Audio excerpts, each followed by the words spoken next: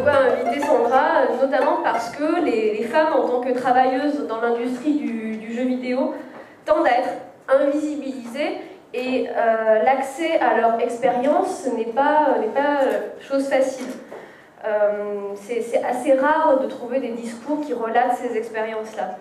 En effet, la figure de la création dans le monde du jeu vidéo s'incarne le plus souvent au masculin, et on pourrait même parler, pour reprendre le titre d'un article de Marion Coville, qui est paru il n'y a pas longtemps, d'une figure hégémonique du créateur de jeux vidéo. Donc rendre visible et audible des représentations alternatives, cela passe par la diffusion d'autres discours et la présence d'autres figures. D'où l'intérêt de l'expérience et de l'analyse que nous livrera Sandra. Donc il nous semble qu'effectivement, une partie de notre travail est de donner à voir des perspectives qui sont minoritaires, qui sont invisibilisées. Donc je vais commencer par une brève présentation de Sandra et on enchaînera avec quelques questions. Alors, donc, Sandra Fesquet est cofondatrice du studio de jeux vidéo indépendant Black Muffin, qui est basé à Lyon. Quand elle était petite, elle voulait faire pour métier des combats de robots.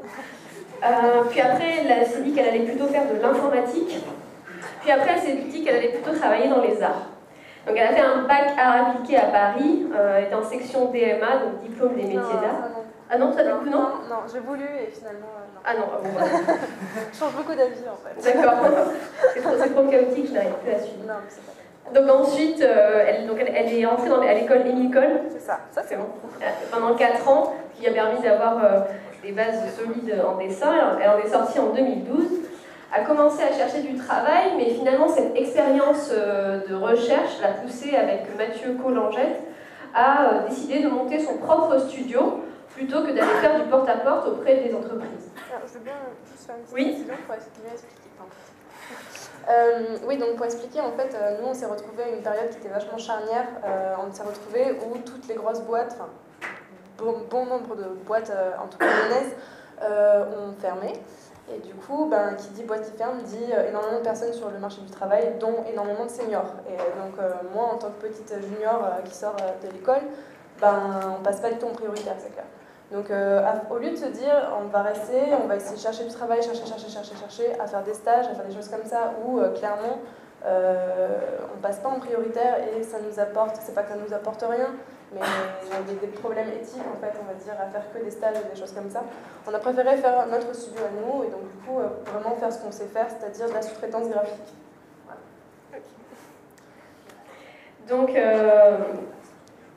vous prenez donc des contrats dans l'animation, le web design, l'illustration, mais vous travaillez aussi sur votre propre jeu vidéo indépendant qui s'appelle To the Surface.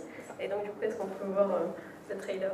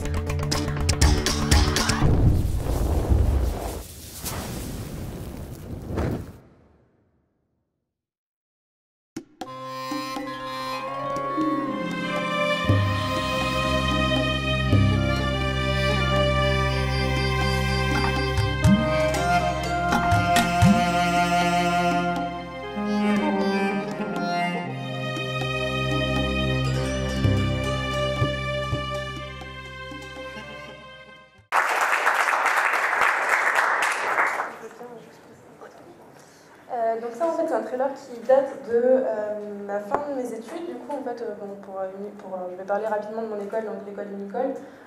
Donc c'est sur 4 ans, donc c'est 2 ans d'académique, donc en clair vous dessinez des patates et des cartons pendant 2 ans. Et après pendant 2 ans vous oubliez tout ce qu'on vous a appris et vous essayez de créer depuis le début et essayer de trouver de nouvelles choses. Et du coup, moi, j'étais en section multimédia. Alors après, on va peut-être parler aussi de l'histoire de l'animation multimédia, pourquoi avoir choisi le multimédia. Mais en tout cas, ce trailer-là que vous venez de voir, c'est un travail que moi j'ai fait en tant qu'étudiante. Donc là, actuellement, on est en train de le développer en interne dans le studio, mais ça ressemble pas à ça en fait. Enfin, ça ressemble pas à ça. C'est les prémices du projet, on va dire. Voilà. Juste histoire de situer un petit peu le truc. Est-ce qu'il y a d'autres images Oui. En fait, ma volonté était de faire un personnage qui était asexué déjà à la base, alors que ce soit conscient ou pas conscient, j'en sais rien du tout. Mais je voulais en tout cas que les gens se disent c'est peut-être une femme, c'est peut-être un homme, mais en fait on s'en fout quoi, parce que c'est pas le principe de savoir quel est son sexe, le principe c'est de rentrer dans le jeu vidéo, se l'accaparer et puis c'est tout, on s'en fout de savoir si c'est une femme ou un homme. Du coup c'est ce que j'ai essayé de faire, mais ce qui est assez drôle c'est que j'ai fait tester le jeu à des gens, puis j'ai eu des retours évidemment, et beaucoup de personnes m'ont dit que c'était une femme. Alors est-ce que ça vient du fait que j'ai créé le personnage et du coup ils se disent voilà je suis une femme donc j'ai fait un personnage féminin, ça j'en sais rien. Il y a aussi le côté qui est très élégant avec voilà, des étoffes qui sont assez peut-être féminines, les courbes et tout ça, je sais pas. Bref, donc ça c'est assez drôle. Et la deuxième chose c'est que j'ai essayé de faire un personnage qui ne se rapproche de aucune ethnicité particulière en fait. Je voulais, en fait c'est lié au scénario, hein, mais en fait ce n'est pas un peuple africain, ce n'est pas un peuple mongol, ce n'est pas un... Qu'importe aussi, parce que ça fait partie du scénario, en fait, c'est un peuple qui est un mélange de tous les peuples. Et bon, j'y suis arrivée ou j'y suis pas arrivée, j'en sais rien, pareil. Mais c'était encore...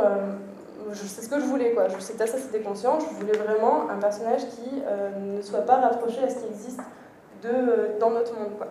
Et ça s'entend aussi au niveau de la musique. Alors pareil, quand j'ai demandé au sound designer de travailler sur le projet, je leur ai expliqué que je voulais quelque chose de tribal, même si j'aime pas ce mot du tout, mais quelque chose de tribal, dans le sens où exotique et toutes ces choses-là. Mais j'ai demandé par exemple on appelle ça, des chants diphoniques, donc des chants un peu mongols, avec un instrument africain, avec, bon, je ne me connais pas trop en son, en instrument, tout ça, mais en tout cas, voilà, j'ai demandé quelque chose de très... ne pas s'inspirer de choses qui existent, enfin, si qui existent, mais faire un mix de tout ça, faire un melting pot de tout ça, et créer une espèce d'univers qui serait une espèce de réalité, notre réalité, mais une réalité alternative, et qui ne serait pas proche d'un continent en particulier, ou une chose en particulier. Donc je trouvais ça assez drôle, parce que ça correspondait vraiment aux axes que du coup Marion et Marla ont choisi, et enfin, voilà, je voulais du coup le dire et le préciser. Donc, ce qui t'a conduit à faire le travail que tu fais aujourd'hui, c'est un passé et un présent aussi de joueuse, mais autant pour travailler dans l'illustration, c'est relativement clair, les chemins sont assez tracés, pour le jeu vidéo c'est peut-être un peu plus flou. Donc du coup, comment tu t'es décidée, et est-ce qu'il y a eu un saut tant professionnellement qu'en termes de création, pour toi, dans le passage de l'illustration au jeu vidéo? Alors du coup déjà il faut aussi comprendre qu'est-ce qui m'a amené à jouer aux jeux vidéo. Alors déjà j'ai pas de frère ni de sœur, donc c'est vrai que d'habitude on entend souvent la jeune fille qui a joué aux jeux vidéo parce que son frère jouait à ces jeux-là et que du coup par extension il regardait la télé et elle jouait pas spécialement mais elle regardait. Moi c'était pas le cas, c'était avec mon papa, mais c'est un peu le même principe. J'ai pas trop eu les jeux rétro comme on entend avec la NES, Super Nintendo, le truc comme ça. Moi j'ai commencé directement sur PC et ma première console c'était une PS2. Donc j'ai été très très tardive. J'ai essayé de rattraper un petit peu le chemin que j'ai pas pu parcourir, mais voilà. Et tout ça pour dire que voilà, j'ai toujours été très très passionnée par le jeu vidéo. Mais pour moi, c'est pas que c'était pas un vrai métier, mais ça me semblait inaccessible, quoi. Ça me semblait un métier... déjà, c'est quelque chose qui n'existait pas en France, mais en tout cas, je me disais, c'est des choses qui sont faites aux États-Unis, j'irai jamais aux États-Unis, le Japon, tout ça, c'est quelque chose de très très loin de moi et je me voyais très mal faire du jeu vidéo. La chose qui m'a le plus rapproché de ça, ça a été l'animation, donc du coup, j'ai toujours hésité à travailler aussi dans le dessin animé. Ça se voit peut-être dans le jeu vidéo où j'essaye, enfin dans le jeu sur Face où j'essaye justement de faire un mélange entre le dessin animé et le jeu vidéo, une espèce d'aventure interactive, une espèce de dessin animé interactif. On m'a souvent dit que ça ressemblait à Dragon Slayer, alors que c'est pas du tout inspiré, mais bon, pourquoi pas. Et tout ça pour dire en fait que j'ai toujours hésité entre animation et jeu vidéo, et ce qui m'a poussé dans le jeu vidéo finalement à la fin, même si j'ai eu juste un parcours d'animation au final, parce que je ne programme pas, j'ai pas fait de game design, des choses comme ça, ça a été le fait qu'en fait pour moi le jeu vidéo c'est de l'animation interactive, c'est tout. Et que du coup c'est pas qu'on peut plus s'exprimer, mais disons qu'on a plus de domaines où on peut dire de nouvelles choses. Et je trouvais qu'il y avait très peu de choses, enfin non, il y a beaucoup de choses qui ont été faites dans le jeu vidéo, mais j'avais envie d'apporter un peu ma vision de la chose. Et bon, alors, je ne sais pas si j'y suis arrivée, mais en tout cas, voilà, j'essaie de travailler là-dedans. Et voilà, donc moi ça a toujours été, ok, il y a le jeu vidéo, mais le jeu vidéo c'est qu'un médium en soi, et l'animation c'est un médium aussi, et il peut y avoir de l'animation dans un jeu vidéo. L'inverse est déjà plus difficile, quoi. Voilà. Et du coup, dans ta formation, mais aussi dans ton approche, le fait que l'animation, le dessin, etc. soit très présent, est-ce que tu pourras nous détailler ton processus de création, par quoi tu commences, qu'est-ce qui t'inspire au départ et pourquoi tu choisis de faire un jeu comme ça, et si dans le paysage vidéoludique, qu'est-ce que tu aimerais voir se développer dans les années qui viennent, que tu ne trouves pas assez développé, que toi tu voudrais développer Alors déjà, je vais un peu détailler le jeu pour que vous puissiez comprendre, parce que le visuel ça va être bien, mais on voudrait bien voir comment on joue finalement. Pour vous expliquer du coup, le scénario, vous avez à peu près compris j'espère, vous êtes du coup, vous faites partie d'un village qui a toujours été sous terre, qui n'est pas l'existence de la surface de la terre. Et chaque jour, la prêtresse du village danse et amène de la lumière dans le village, ce qui permet d'avoir un village qui puisse vivre, tout ça. Et évidemment, un jour, la prêtresse danse et la lumière ne vient pas. Donc vous, en tant que chaman asexué, donc comme on dit, vous partez à la recherche de la lumière pour sauver votre village. Alors encore une fois, on réutilise les codes qui sont super basiques, du style tu fais partie du village et puis ton village n'est pas bien, du coup tu vas partir et tu vas sauver ton village. C'est vraiment, c'est le but, hein, c'est vraiment, on a essayé de garder une espèce de petite fable que tout le monde connaît, mais juste trouver des nouveaux moyens pour l'exprimer et voilà, donc c'est ça qu'on a essayé de faire. Et au niveau du gameplay, du coup, on a deux features de base, enfin deux pouvoirs de base. La première, c'est de créer des plantes, alors je sais pas si on va le voir, c'est de créer des plantes horizontales et verticales. Je ne sais pas si j'ai une image. Ça, par exemple, ça, c'est une plante verticale. Donc à certains endroits, on peut créer des plantes verticales ou des plantes horizontales. Et évidemment, elles nous permettent de passer dessus pour faire un pont, et si elles sont verticales, on peut permettre de grimper. Et la deuxième, c'est de créer ce que j'appelle une méduse, même si c'est pas vraiment une méduse, qui en fait absorbe l'eau, parce qu'évidemment, comme tout bon jeu de plateforme, vous ne savez pas nager. C'est toujours pas pourquoi d'ailleurs, mais bon, ouais. Et oui, donc du coup, vous ne savez pas nager, et en fait, en lançant une graine sur l'eau, ça vous crée une méduse qui absorbe l'eau et qui vous permet de passer, qui vous permet de passer le niveau, et aussi qui vous sert de jumper, quoi. Disons que quand vous sautez dessus, ça vous permet de sauter plus haut qu'en temps normal.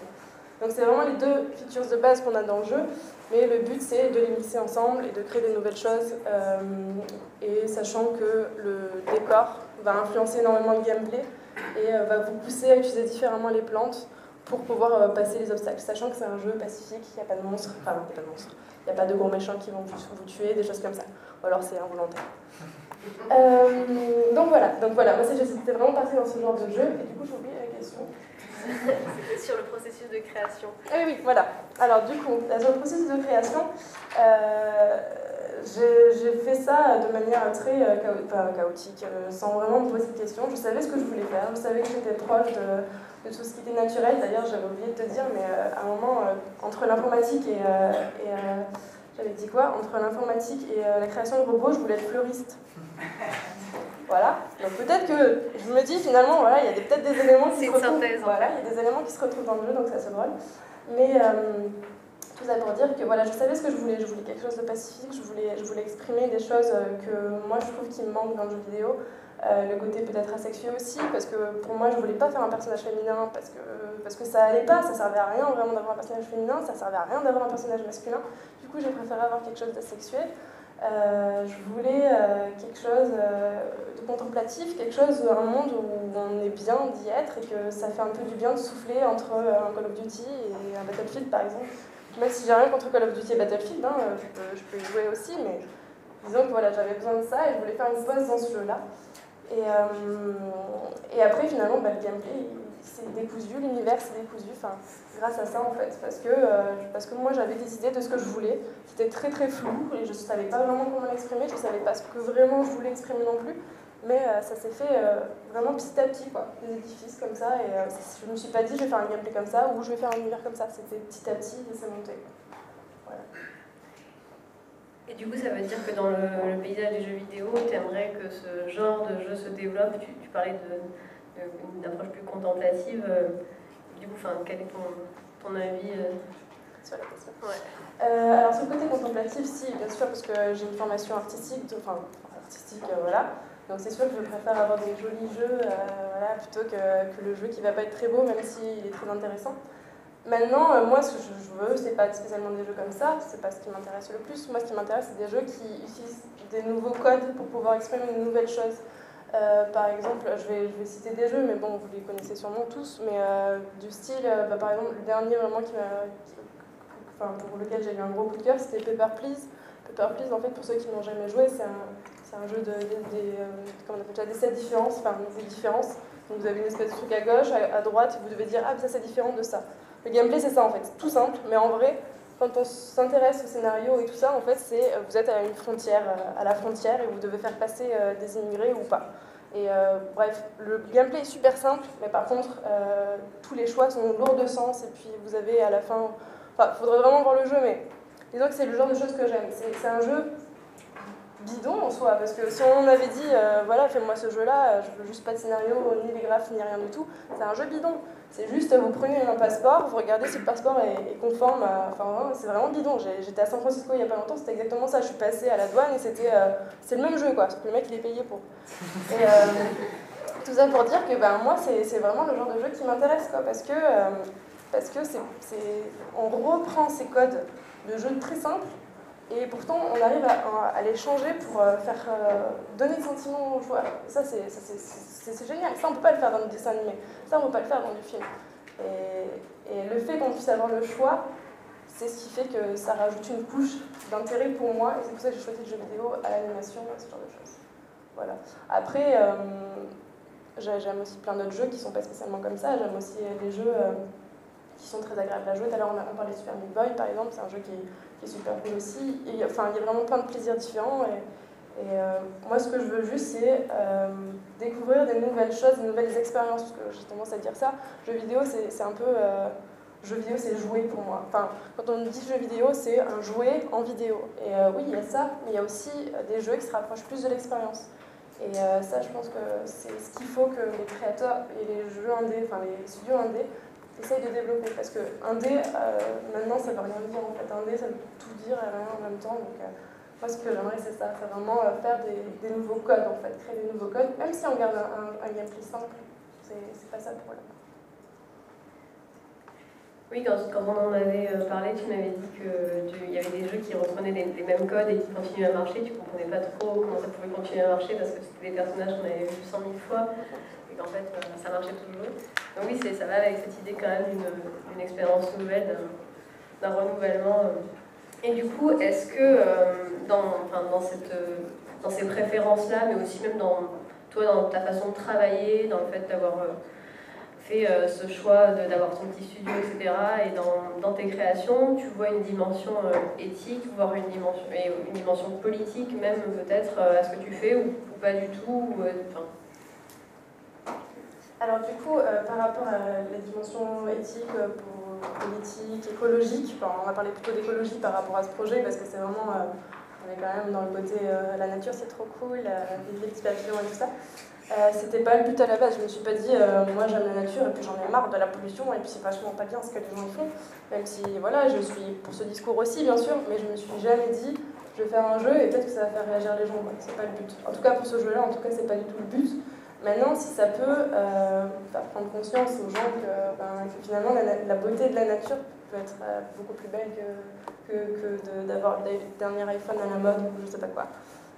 Oui, pourquoi pas. Par contre, faut pas oublier le côté aussi jeu et le côté amusement du joueur. Il faut que le joueur s'amuse. Si c'est juste une espèce de morale qu'on lui donne, c'est pas intéressant. Moi, je pense notamment, alors je sais plus son nom, je suis désolée, mais c'est un créateur du coup qui a fait un jeu sur McDonald's, qui a fait un jeu stratégie sur McDonald's. Et en clair, c'est au début, vous commencez à faire vos chambres, vous commencez à construire vos magasins, vos restaurants et tout ça. Et petit à petit, en fait, si vous voulez survivre dans le jeu, si vous voulez finir le jeu, enfin même pas finir le jeu, mais continuer votre partie, vous êtes obligé de mettre des OGM dans les chambres, vous êtes obligé de faire des petites magouilles du style « Ah, bon, on va prendre un petit africain, on va le faire poser à côté de McDonald's pour faire de la vente en plus ».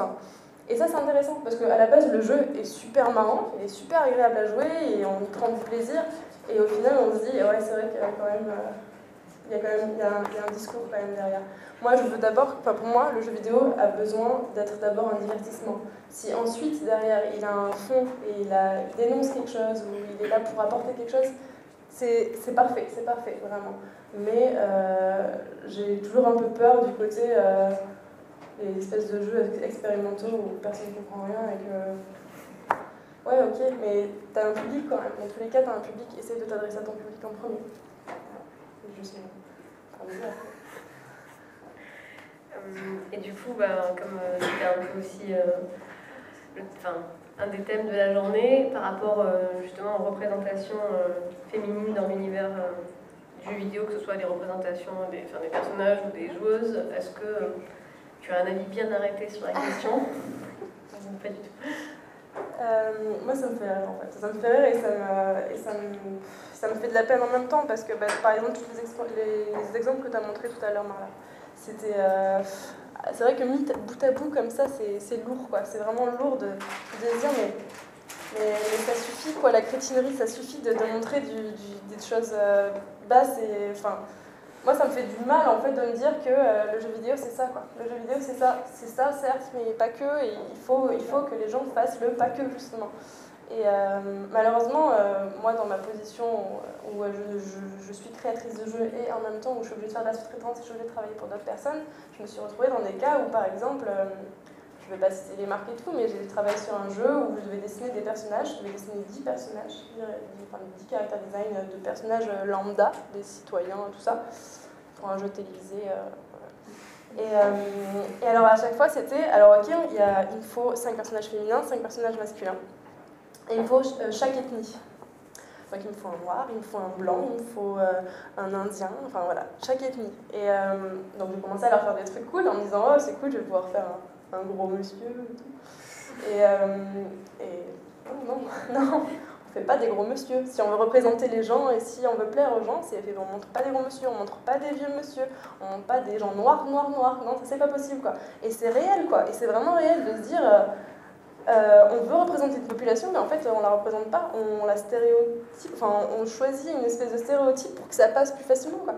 Et ça c'est alors déjà ça rend quelque chose de plat, ça rend quelque chose de plat parce que tu dessines une espèce de stéréotype que tout le monde a vu 1000 fois et c'est pas intéressant même pour le graphiste derrière et c'est pas intéressant pour les gens qui y jouent quoi, parce que à force de voir 3 millions de fois le même caractère design, parce que c'est finalement la solution, parce que quand on me dit la peau doit être un peu plus claire, les cheveux doivent pas être crépus, à chaque fois tu te retrouves avec le même caractère design qu'une autre personne parce que cette personne elle a eu exactement les mêmes contraintes quoi. Et ça fait franchement du mal, mais en même temps c'est difficile de lutter quand vraiment tu dois travailler et que c'est un métier alimentaire aussi des fois, enfin, quand tu as certaines commandes c'est un métier alimentaire qui peut. Donc moi j'essaie de lutter contre ça et moi-même j'ai des préjugés aussi et moi-même quand je joue aux jeux vidéo par exemple et que je joue avec un personnage féminin, bah moi ça me dérange pas de voir ses fesses en premier plan, ça me dérange pas de voir des gros seins, enfin des fois quand même c'est un peu abusé, mais ça me dérange pas. Je pensais notamment à Parodin's Ferme, le jeu. Voilà, alors ça c'est pas dégueulasse, mais bon, ouais. Mais voilà, en soi, moi ça me dérange pas parce que moi j'y vois quelque chose d'esthétique. Enfin, après c'est mes codes à moi, on sait pas trop, hein, mais donc ça me dérange pas. Moi. Après, moi ce qui me dérange par contre, c'est le fait qu'on l'utilise pour pouvoir attirer un public masculin et que finalement les femmes elles s'y retrouvent pas. Et que, moi j'aimerais que les personnages féminins, ok, soient sexy, ça je m'en fous, c'est cool, moi j'aime bien, je préfère avoir un personnage sexy et me mettre à sa place et tout ça, voilà. Mais je veux qu'elle soit aussi fouillée, quoi. Je veux qu'elle soit pas que sexy et tout. Voilà, c'est juste ce qui me gêne dans le jeu vidéo actuel, et c'est vrai que du coup j'y joue de moins en moins. Alors est-ce que c'est lié à ça, je sais pas, mais les gros jeux, des gros AAA et tout ça, j'y joue vraiment de moins en moins. Quoi. Et je m'intéresse plus aux petits jeux indépendants. Alors après, comme tu disais aussi Marla, c'est vrai que les codes n'ont pas tant changé que ça, même si maintenant on sort aussi du code, il y a un personnage principal et il a une quête et machin. Maintenant il y a plein de petits jeux où en fait il y a plusieurs personnages, enfin il y a plein de codes différents et il y a des nouvelles choses qui sont créées et ça c'est intéressant vraiment. Mais bon, après, moi, ça me fait doucement rire, quoi. ça me fait doucement rire, et en même temps, j'ai pas les armes, moi, pour pouvoir lutter contre ça, à part en faisant ce genre de jeu, et en espérant que ça plaise aux gens aussi, parce que derrière, c'est sûr que si un éditeur vient me voir et me dire bah, ton jeu il est cool là, mais tu vas me remplacer le shaman là, par une nana un peu sexy, alors un petit shorty et tout ça. Et finalement, si j'ai envie de sortir le jeu, il va peut-être falloir qu'un jour je dise oui. Je pense pas le dire, parce que c'est vraiment difficile et ça me ferait mal au cœur de dire oui pour remplacer le personnage par ça. Mais malheureusement, derrière, il faut aussi vivre. Et des fois, tu es obligé de vendre ton âme au diable pour, pour pouvoir survivre et faire ce que tu as envie de faire déjà de ton côté. Quoi, aussi. Donc, voilà. Merci. Est-ce que vous avez des questions plus intéressantes que les miennes? Non, c'est très difficile. Il y a deux choses qui m'ont semblé très intéressantes dans ce que tu as dit. La première, c'était la notion de contrainte. En fait, toi, tu en parlais comme des contraintes imposées en fait, par un auditeur d'une certaine façon. Il y a un ami qui parlait du jeu vidéo comme d'un art contraint. Parce qu'au départ, la contrainte elle était technique. Et c'est vrai que maintenant, on a l'impression que cette contrainte technique elle est remplacée par une contrainte marketing. En fait, on a l'impression qu'effectivement, il y a une espèce d'idée chez les grands éditeurs que pour qu'un jeu fonctionne, il faut qu'il soit hyper formaté. Parce que le risque, en fait, n'est pas possible. Enfin, je ne sais pas si c'est quelque chose dont tu as l'impression, mais moi, l'impression que j'avais, n'étant pas dans le milieu du jeu vidéo de tout, j'avais l'impression que les sommes mises en jeu deviennent tellement colossales, parce que faire un jeu, ça coûte des sommes folles. Je crois que le dernier Tomb Raider, ils avaient annoncé que pour le rentabiliser, entre guillemets, mais pour faire un gros bénéfice, il fallait qu'ils en vendent 10 millions de copies. Un jeu qui se vend à 50 € à peu près. Donc ça donne une idée du budget qui peut être derrière, même si c'est très vague et c'est juste un ordre de grandeur. Et du coup, cette masse d'argent mise en jeu tend à pousser les gens vers tout ce qui est solution de facilité, de vraiment minimiser complètement les risques, parce que si le jeu ne fonctionne pas, ça veut dire que ça fera des pertes énormes, et que du coup, la solution est un peu la diversité. Est venue justement des jeux indépendants parce que c'était des petites structures qui pouvaient se permettre de prendre le risque de faire quelque chose de différent qui peut-être ne marcherait pas, mais au final c'était pas très grave parce que l'argent qui avait été mis dedans au début n'était pas important, aussi important. Enfin, je sais pas si c'est un sentiment que tu partages. C'est exactement ça. C'est exactement ça. Le problème c'est que. Pardon. Le problème c'est que en clair, les gros qui détiennent les ficelles, c'est des marketeurs. Et beaucoup de marketeurs, ils pourraient vendre des patates, ça serait pareil. Que ce soit des patates ou des jeux vidéo, c'est exactement la même chose. Parce que finalement, c'est une industrie, et c'est une industrie qui est plus grosse que le cinéma et tout ça qui engrange énormément d'argent. Et que, oui, clairement, quand un studio est sur la sellette parce qu'il est en train de mourir et qu'ils sont en train de mettre les derniers sous qu'ils ont dans un seul des derniers jeux, le but c'est de plaire au maximum, non pas plaire au maximum, mais d'attirer un maximum de joueurs. Et ça passe par des stéréotypes. Alors c'est sexuel entre autres, enfin c'est sexué donc les personnages sont très sexués tout ça, entre autres, mais ça marche aussi pour le gameplay par exemple.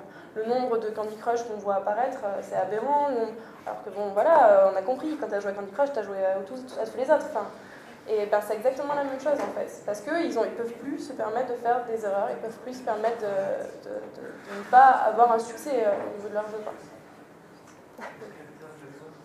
Une remarque en fait. D'accord.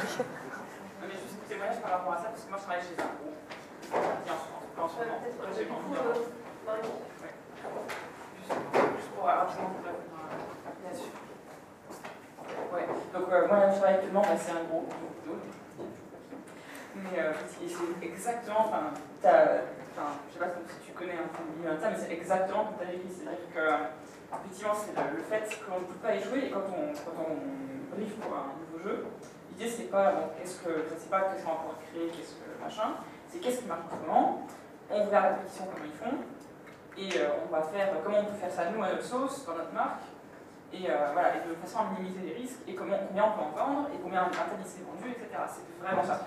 Et ce que tu disais par rapport, parce que je touche aussi au marketing, en fait je travaille en prod marketing, entre ça je fais deux. Et effectivement, mes collègues du marketing, ils viennent justement mettre de l'alimentaire, de la lessive, tout ça. Et pour eux, effectivement, je suis en fait pas la seule, mais dans le département marketing, il n'y a pas beaucoup de passionnés de jeux vidéo en fait. effectivement, assez peu. Après, ils connaissent parce qu'ils sont dedans depuis des années et tout, mais c'est... Et effectivement, après, c'est pas un jugement, quoi, c'est une grosse industrie, effectivement, il y a des sommes colossales en jeu, et du coup, comme tu disais, je trouve ça important que des petits studios, comme le tien, en fait, puissent émerger, qui fassent quelque chose de différent.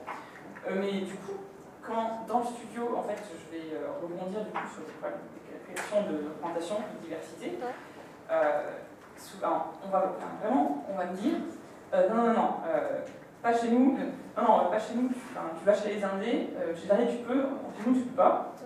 Et quand je critique par exemple une représentation féminine ou quoi, ce qu'on me dit c'est non, là tu veux pas nous faire chier avec ça, en gros, si ça te dérange vraiment, tu parles sur ton blog.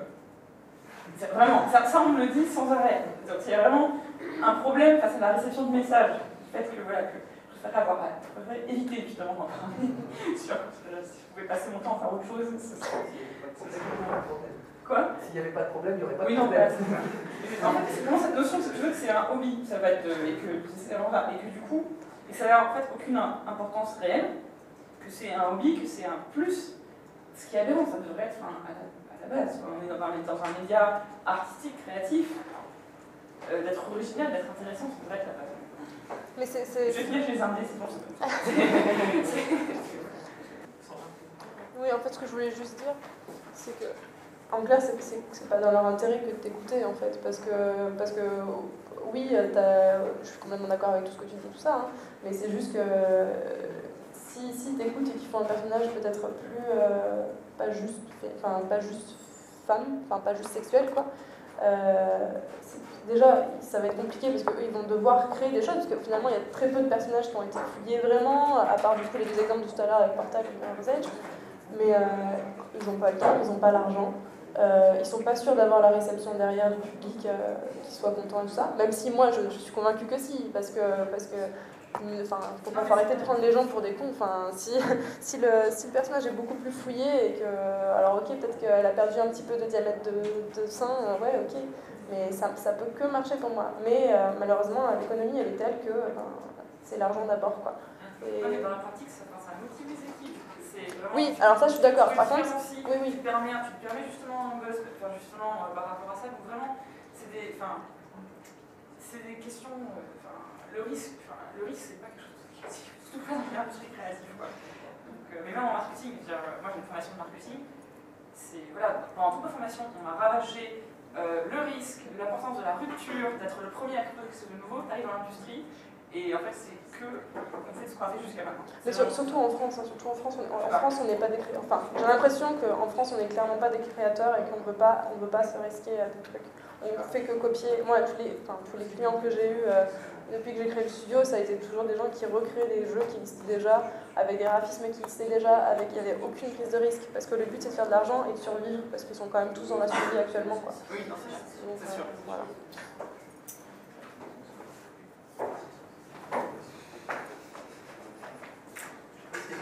Je ne veux pas monopoliser la parole. Du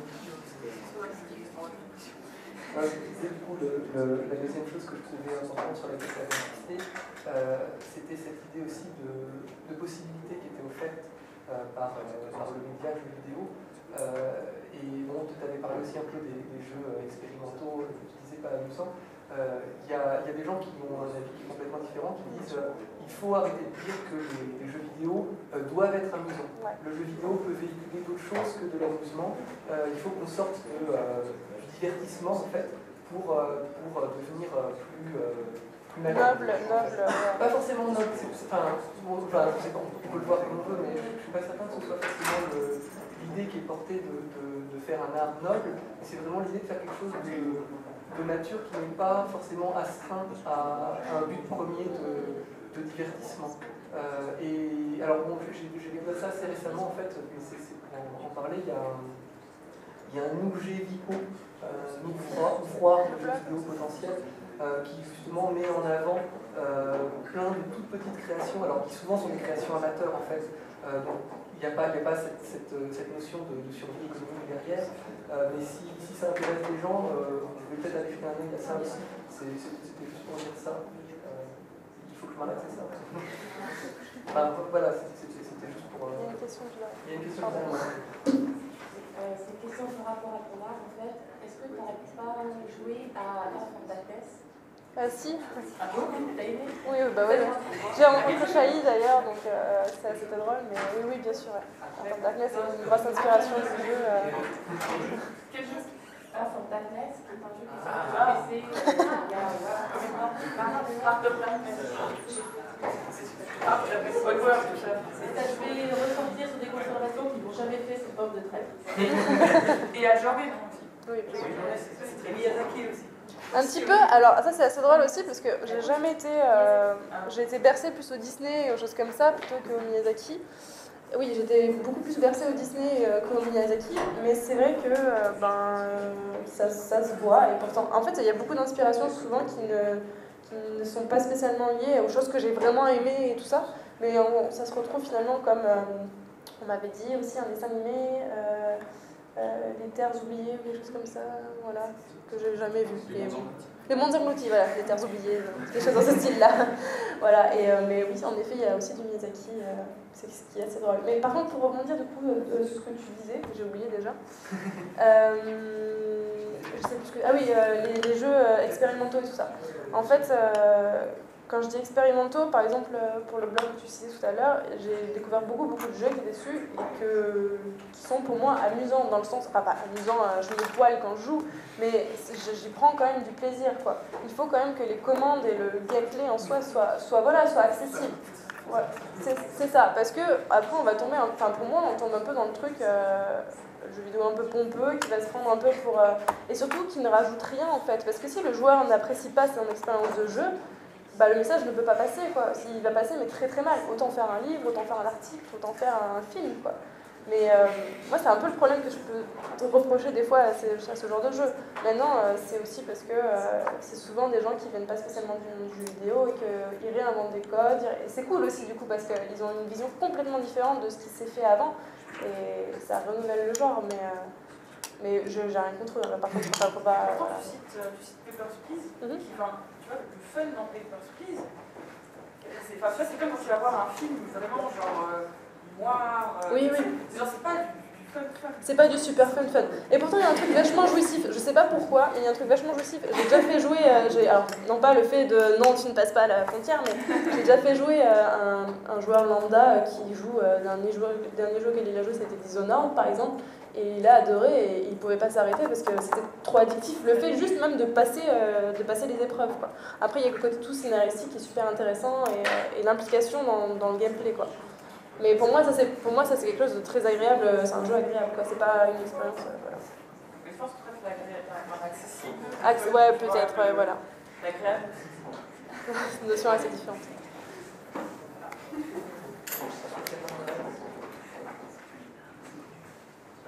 C'était pour revenir justement sur la question du fun et du jeu vidéo en tant que cas. Parce que si je me rappelle bien, il y avait eu sur un blog, c'était Roger Ebert qui est un critique assez connu, qui est crucifié maintenant. Et il avait fait sondage parce qu'il avait déclaré que les jeux vidéo ne pouvaient jamais être une forme d'art, puisqu'ils étaient destinés à un usage. Alors que l'art, c'est censé avoir aucun usage. C'est pas censé être drôle, l'art, c'est pas censé être beau, c'est censé être de l'art.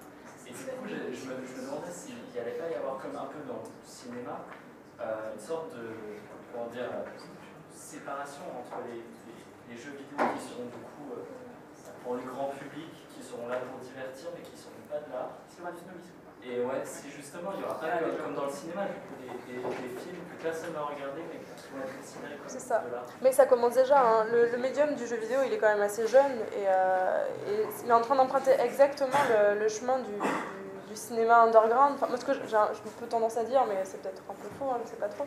Mais pour moi, le jeu vidéo indépendant, alors indépendant comme moi je l'entends, c'est-à-dire qui est libre de faire ce qu'il veut et qui a des créations un peu plus artistiques, mais encore une fois, c'est que des mots, ça sert à rien de... Voilà. Se rapproche assez du cinéma underground parce qu'il se retrouve à en fait faire des choses pour lui et certes il a un public mais c'est ses choix premiers et finalement si ça ne plaît pas au public qu'importe quoi. Parce que le but n'est pas de plaire, le but c'est de faire passer un message et d'apprécier aussi son œuvre en fait parce que souvent on a des créateurs, c'est une seule personne qui va travailler sur un seul jeu vidéo et c'est ce qui fait que pour moi on va emprunter ce chemin et en effet c'est clair et net. Tu prends un Candy Crush, encore une fois, désolée, mais j'aime pas beaucoup. Candy Crush, d'un côté, qui est une espèce d'industrie juste pour faire vendre, parce que le jeu, en fait, on s'en fout. En fait, le principe de Candy Crush, ça a juste été de prendre un jeu bidon et de rajouter du marketing et mettre 50% du marketing à chaque fois dans le jeu. Et c'est ça, en fait, le vrai intérêt du jeu. C'est juste qu'il rapporte de l'argent, quoi. Et à côté de ça, d'avoir des petits créateurs qui, eux, sont là pour essayer de réinventer le genre. Et par rapport à ce que tu disais, par rapport à l'art, l'art ne doit pas avoir d'usage et tout ça. Je trouve ça... Déjà, l'art, en soi, maintenant, ça pas vraiment de définition, dans le sens où ça veut dire que tout ce qui est art contemporain ludique, parce qu'il y a énormément de performances, des choses comme ça, dans ce cas-là, ce serait pas de l'art, alors que finalement, c'en est. Le but premier n'est pas d'amuser, certes, mais je vois pas pourquoi. En fait, en même temps, on s'en fout. En fait. Non, mais c'est vrai. Enfin, tant que vous appréciez ce que vous faites, tant que les gens en face apprécient ce qu'est cette expérience-là, que ce soit de l'art ou que ce ne soit pas, peu importe quoi. Enfin, c'est juste une définition et une étiquette qu'on pose sur un produit. De toute façon, c'est un produit, comme l'art, c'est un produit, donc. Après, oui, c'est vrai qu'il y a une différence entre tout ce qui a été très artistique et puis les jeux vraiment qui sont là pour vendre, et puis c'est tout. On est en retard. Pardon. Alors, on est très en retard, du coup, on va quand même prendre une question. Donc, très vite, parce que sinon, la table ronde. C'est très rapide. Je me pose la question de comment on peut créer un personnage asexué. C'est possible, comment c'est Et je remarquais en fait quelque chose qui m'intéresse beaucoup. La diapo où il y a les 3 étapes, les 3 allures du personnage. En fait, on remarque que c'est une robe, mais que quand elle court, ça devient une sorte de pantalon. Oui. Et je voulais avoir quelques précisions sur les questions que tu t'es posées au moment de créer un personnage asexué. Comment y arriver? Est-ce que c'est celle-ci? Donc, celle où il y a 3 personnages allongés. 3 personnages. C'est bleu, c'est dans le bleu. Voilà. Ah oui, pardon. Alors, pour tout ce qui est de personnages asexués, en fait, mon idée n'était pas de faire... non pas de faire un personnage asexué, mon but était de faire un personnage qui n'avait pas vraiment d'identité, en fait. C'était plus ça. Que ce soit une identité au niveau du genre, au niveau de tout ce qui est ethnique, tout ça. Mais, alors, déjà, ça passait par mettre un masque, parce qu'on ne voit pas le visage, normal. Et entre autres aussi par les pieds. Alors, c'est vrai que les pieds ressemblent énormément à une journée, je suis d'accord. Je retrouve l'image. Les pieds, voilà. Alors, les pieds, c'est parce que je voulais rendre un côté aussi pas vraiment humain, en fait. Que le joueur se pose la question, mais alors c'est des humains, c'est pas des humains. Et par rapport au côté asexué, en